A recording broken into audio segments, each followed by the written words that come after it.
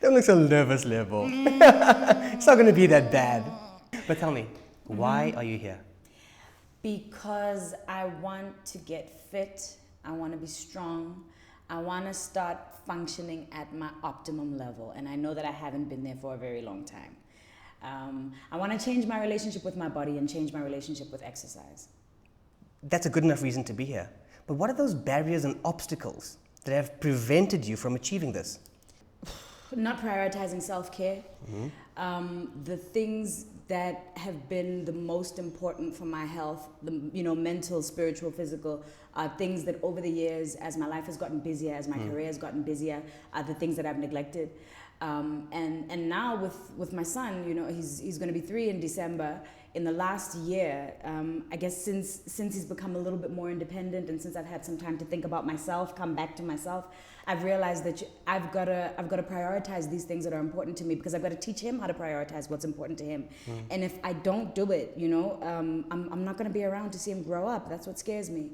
The other barrier is time. I work a very erratic schedule. I do this show, but I also travel a lot as a performer and as a speaker. I spend about 25% of the month away from home. And I spend a number of, let's say in the week, maybe 2, sometimes even 3 nights, away from home, in the sense of, like doing an event in the city, but not being at home to eat supper and prepare supper for myself. Okay. So a lot of my meals are on the road. A lot of what I eat is prepared by somebody else. That's another barrier. Finding exercise that I can sustain, like I go through cycles. Something will kickstart me, and then I'll get back into getting fit and go back to the gym. And so I'm doing that for like 2 weeks, and then, life happens, and then I go off for a month, and then, okay, something else happens, and then I kickstart and I go back to the gym for a couple of days, and then that's been my cycle now for years. Well, we can change that. But what you have just mentioned is a very unique cycle. Not the one that we want to lose fat on or get fit with, but one that takes you on a cycle that goes up and you're exercising, and then down when you're not exercising. And that's how I feel. But that's not a good way to feel. Why are you self-flagellating yourself? You know what to expect. So what we're saying is this roller coaster ride of this unique cycle that you're on is going to come to an abrupt end. Are you ready? We're going to build consistency into what you need to achieve. For moms out there, they need to realize, I understand that life takes over. When you have a newborn, when you have a baby, when work takes over, you're multitasking so many roles. And who's last on your priority list? You. You are. And when do you realize you need to change? When it's too late. When you're sick. When something goes wrong. So we're going to change that around. And remember, it doesn't matter whether you're training for 5 minutes today, 20 minutes tomorrow, or an hour the next day. The secret to it, and to sustaining exercise and getting the benefits thereof for energy, for health, for your body goals, is consistency. So it's not how often you do it, or how many times you do it, or you must do it for an hour, 7 days a week. No. Get activity into your day for 5 minutes, 10 minutes, or 20 minutes, and results will be achieved as long as you are consistent. But let's get down to the nitty-gritty, down to the granular. What are those specific reasons that you want to get fit and healthy? We understand the bigger picture now. Yes. It's more energy. But what are those granular, nitty-gritty items that you want to change to make this a reality? I'm not as productive as I used to be, I'm not as quick as I used to be. I don't wake up with energy the way that I used to, and that's what I want to get back. I know that if I do this, that it's going to feed all the other areas of my life. I want to write more. I want to teach my son how to have an active lifestyle. I want to change my life. I want to transform my life. I want a life that is active and vibrant, and I want to change my habits. I want a new set of habits, I think I'm ready to change my priorities. I've spent the last decade being led by my work, Yeah. So my schedule was decided by whoever picked up the phone and decided that they wanted to book me. You know what I mean? And it's led to me feeling really like I'm out of control. Like there's somebody else kind of pulling the strings in my life. And I don't like that feeling. I want to feel anchored by a set of habits that I know are positive and that are going to build me. Well, that's good to know. And that's something that we have to keep focused on, because that is what's going to drive you to maintain the consistency that we're going to be striving for. So with a strategy that we'll put together for you from a healthy eating and an exercise perspective, the secret weapon and the secret ingredient is the motivation. That's so hard because, you know, in my week, like Monday doesn't look like Tuesday, doesn't look like Wednesday, doesn't look like Friday, doesn't look like Saturday, you know? So finding something that I can take with me wherever I go in the world, something that's adaptable, but also still fun and exciting so that it's something that I look forward to as well. Of course. That's what I really All right. want. Okay. Long-term wise, are there any health risks you concerned about? There are chronic illnesses on both sides of my family which really scare me. I come from a very big family. Okay. Obesity is big in my family and everything that comes with it. Diabetes, high blood pressure, strokes. I don't want to spend my old age popping pills on medication, you know, and struggling to live. And I know that if I carry on living the life that I'm living the way that I'm living, that's what I'm heading for. Diabetes, heart conditions, hypertension, weight issues and concerns all relate to something called diseases of lifestyles. All we have to do is exercise and eat healthy and manage these conditions proactively. But beyond that, people don't realize the health risks associated with it. To have abdominal obesity or truncal obesity, or as they say, the mkaba, baba, all right? To have that over there, what it means is that you need to focus on managing it, because the more fat you have around your midriff region, the more fat you have building around your organs.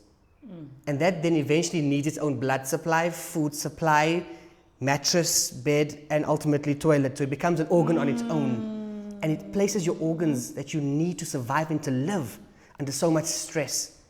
Thus, diseases of lifestyle increase. So moms out there need to be aware of this. We live in a very stressed society. So hypertension is on the rise, and they say that hypertension is the silent killer. It causes heart attacks without you even knowing it, because you don't often know that you have high blood pressure. Let's face the truth, let's face the reality, and let's start our assessment.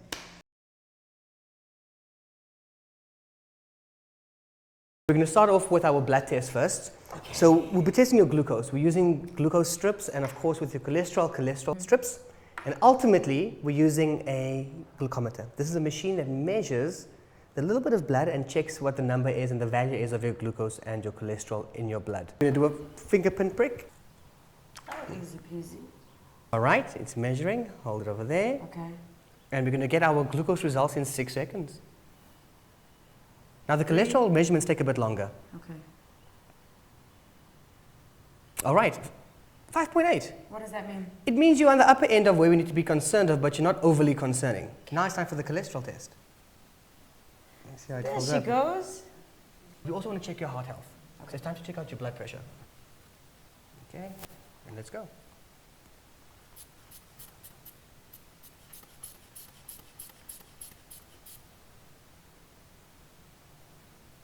Absolutely fabulous. Thank you so much. Now, your blood pressure measurement is within the normal range. It's Okay. 125 over 82. Oh. So that's very good. But let's have a look at your heart rate. Okay. Okay, now your heart rate is very simple to measure. I'm going to measure it for 15 seconds. And what I do is I measure it on your wrist. All right, awesome. Okay. All right, I got your measurement down.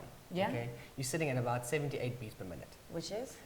Not really fit. Uh-huh. Okay, but it's good to know. Okay. The nice thing is the heart rate will give us an indication of how fit you are. And the fitter you get, the lower the heart rate will become, which means your heart has to work less to conduct any activity that you want to do. That's what heart rate indicates to us. So a fit heart rate for a woman, what is it? You're looking around about, between 65 and 75, ultimately. Have a look at our cholesterol measurements. Let's see. All right, not bad. Your cholesterol measurement is low, Is which it? is good. So well done. Time to check out your body fat. Okay. Now, these are body fat calipers. Now,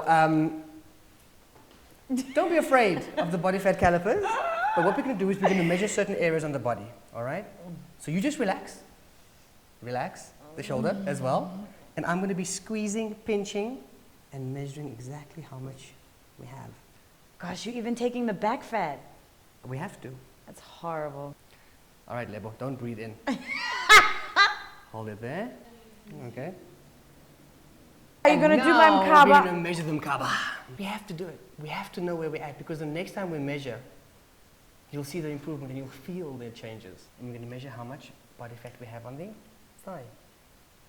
But now that we're done with the body fat, it's time to check out certain body circumferences. And one of the most important measures is the waist to hip ratio, Okay. because that shows us exactly how much fat distribution is in the midriff region. Yo. So you relax. Yeah. Lift the arm up for me. Relax the arm. Okay. Let's measure it through. All right, up. Now, do me a favor. Let's see how much muscle you have. Flex it up for me. Lebo, I said flex up, no? Okay, let's check. Okay. And relax it down. All right, now stand facing forward for me. Now I'm going to measure your waist. Okay. Okay, now remember the waist is the narrowest part in the body. Now, moms at home can also do this test at home. So grab a tape measure and you measure the narrowest part in your midriff region. Hold that onto that measurement. You then measure your hips. Then what you do is you take your waist measurement divided by your hip measurement and you come up with your waist to hip ratio. What that tells us in a nutshell, all right, is that we have a little bit of padding that we need to lose here. Yes. And also we spoke about the health risk. Yeah. So we also need to really begin to focus on losing the truncal obesity or the truncal body fat. But the final part of the assessment is based to see how fit you are, how strong you are, etc. We're going to start off and check your muscle strength in the lower body. Okay. So feet just wider than shoulder width apart, angle the toes slightly out. And all I want you to do is bend those knees. That's it, bend those knees and up. That's one repetition. Keep going. Ready? 60 seconds, go.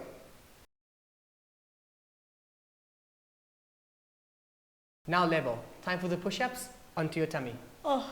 So for all the moms out there, remember, your shoulders in line with your hips. That's what you're aiming for. I've got my upper body strength is like pop. It's terrible. I'm about to check out how pop it is.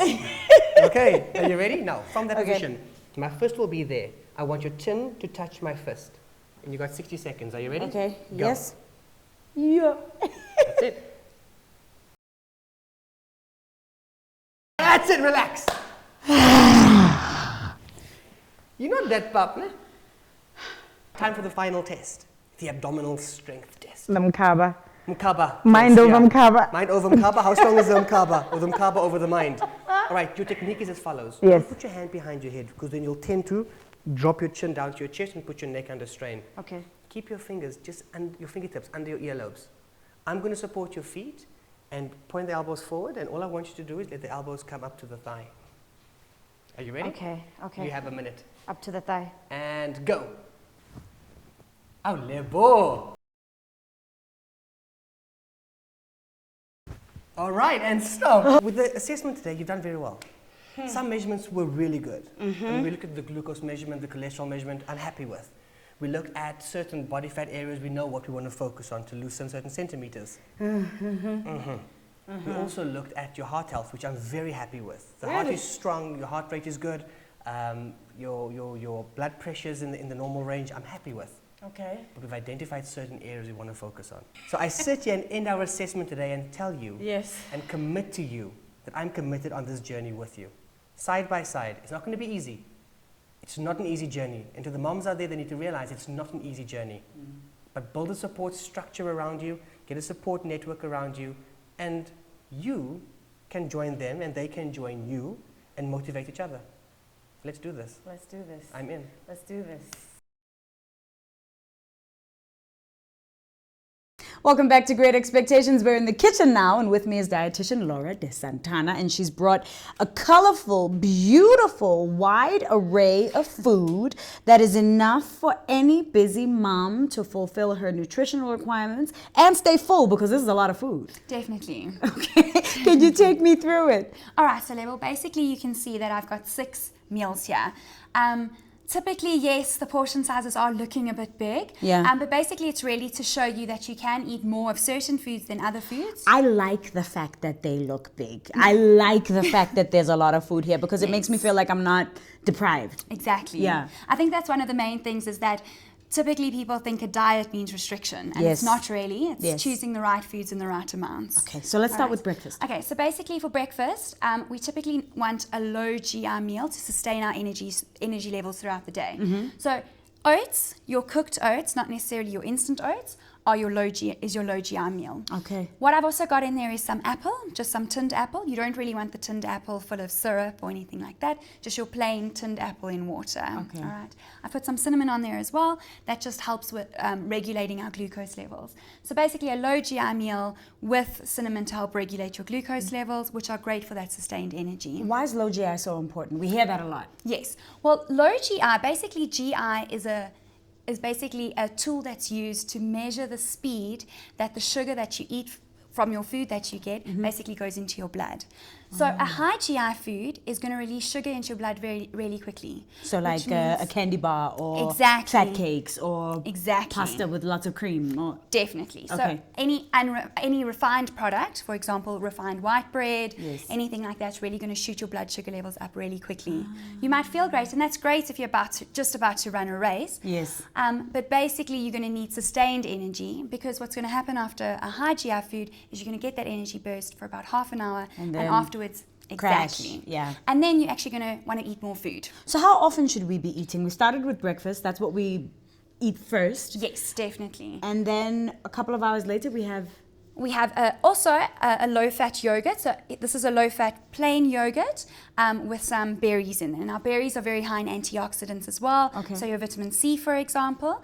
The yogurt obviously does have protein in it as well. So we've got some carbs from the fruits and some protein from the yogurt. berries are great, anti-aging, great for your skin. Definitely good for the immune system. Yeah. All right. So how much time should pass between meals? It's typically about 3 hours, 2 to 3 hours. So Okay. let's say you eat 7 o'clock, 10 o'clock, 1 o'clock, 4 o'clock, 7 o'clock, and then just before you go to bed, or give your tummy a bit of time to break. Okay. All right. So that's really breakfast and your first snack. Okay. Then we go Lunch. to lunch. Lunch, I've got a nice whole wheat roll here. Now, the roll itself is actually really high in protein, which is great, because protein added to a carbohydrate helps lower the GI of a product. So if you're just going to have a roll, that's not good enough. We're going to need some protein on there, or we're going to need a whole wheat one that's going to sustain us. So it's not that carbs are bad. We need to focus on whole grains, oats, Definitely. whole grain bread, Yes. brown rice. Okay. Exactly. Okay. All right. So in here we've got some lean chicken. All I've done is I've really added a little bit of light mayonnaise and some lemon juice. Then I've got some avo, which is obviously great in your monounsaturated fat. And then I've got a little bit of mozzarella cheese in there just to really give the flavor, and it is slightly lower in fat than your cheddars. And then I've also got some baby spinach. Now, baby spinach, or spinach in general, is really high in iron as well as folic acid, which is obviously what moms need, and also Yes. pregnant expecting moms. And it's Right. green, and green is good. Definitely, definitely. So that's really your lunch, and that's one portion. That's one portion, one Yes. person. You have that with lots of water. I see you've got water Exactly. out as So well. I've got water there. Basically, we're recommending 6 to 8 glasses of water a day. A lot of the time, thirst is actually misinterpreted as hunger. So a lot of the time, people come home thirsty and they just think that they need to eat. So it's good to actually try and have a glass of water before you eat. It fills you up a little bit so you don't overeat, and it also might curb your hunger. So when you feel hungry, reach for Try- some water. Exactly. And then if you still feel hungry, then get some food. Exactly. Okay. And also, water doesn't have to always be so boring. You can add some lemon juice. You can even put some mint in your ice cubes, freeze it up, and then just put some ice cubes in there. Okay. All I see these beautiful crudité and hummus. That looks amazing. Yes. All right. So this is basically our mid-afternoon snack. Yep. A lot of people prefer fruit and yogurt in the morning, and some vegetables in the afternoon.